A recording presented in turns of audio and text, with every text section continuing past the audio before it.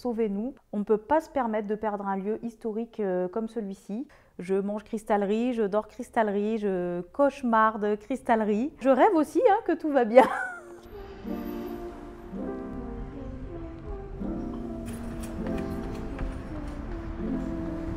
Ici, on se trouve au sein de la cristallerie Schweitzer, dernier atelier parisien à réparer et restaurer tout objet en verre et en cristal qui date des années 1890.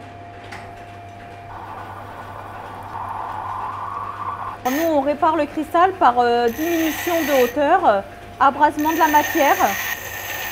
Toutes les machines qui sont ici sont d'origine, sauf le moteur qui est presque centenaire. C'est moi qui m'occupe de la mécanique si jamais il y a un problème. Les gens qui viennent ici, ils regardent, ils se disent « Mon sang, mais ici ce sont des dinosaures ». Mais c'est ce qui fait le charme de la société. Moi, je travaille ici depuis 15 ans. Au départ, en effet, j'étais simple employée et en 2020, je suis devenue gérante. En période Covid, on a accumulé énormément de dettes. Dans la mesure où on était non essentiel, on n'a pas été forcément aidé par l'État. Et puis les clients ont pris l'habitude de ne pas revenir non plus. À l'heure actuelle, on est encore en train de faire la police pour que les clients viennent récupérer les pièces et pouvoir nous régler.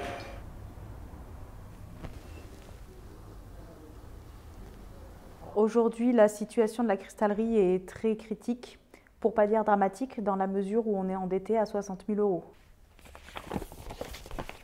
Ce courrier, c'est le commandement de payer les loyers en retard d'ici la fin du mois de février, sinon c'est risque de tribunal et d'expulsion. J'ai une épée de Damoclès sur la tête parce que nous sommes en effet le 28 février, demain c'est la fin du mois et donc moi je ne suis pas à l'abri qu'on me dise à la fin de la semaine ou début de semaine prochaine, madame, le règlement n'a pas été appliqué, on vous met dehors. Pour moi, il est hors de question que j'arrête, je lâche rien, vraiment, je continue de travailler pour mes clients, je continue de travailler pour moi. Là, j'ai mon lit. Je le mets là au milieu où je reçois mes clients. Moi, je suis obligée de dormir sur place de temps en temps parce que j'ai du boulot, parce que je suis toute seule à tout gérer. Et quand je dors à ma boutique, je travaille jusqu'à minuit, 1 h du matin. Moi, j'ai du boulot à foison. Là, j'ai 1 an de délai. Je suis pas en manque de travail. Je suis simplement en manque de trésorerie. Je vis tout ça très mal, en fait. Je suis très angoissée. J'ai mis une cagnotte en ligne. À l'heure actuelle, j'ai récolté 7 000 € que j'ai donné à la famille Schweitzer pour payer mes loyers en retard. Et ce n'est pas encore suffisant puisqu'à l'heure actuelle, il me reste pas loin de 35 000 € à leur régler. Je suis en train de faire des dossiers pour des demandes de mécénat, d'aide exceptionnelle au sein de la mairie de Paris. J'ai même écrit à Madame Macron, c'est pour dire. Bonjour.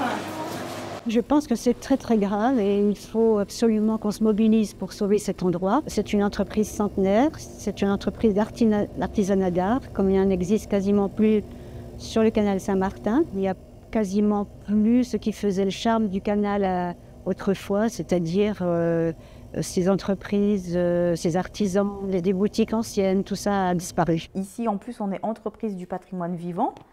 Je pense que ce serait vraiment dommage pour le quartier de perdre une institution comme la nôtre.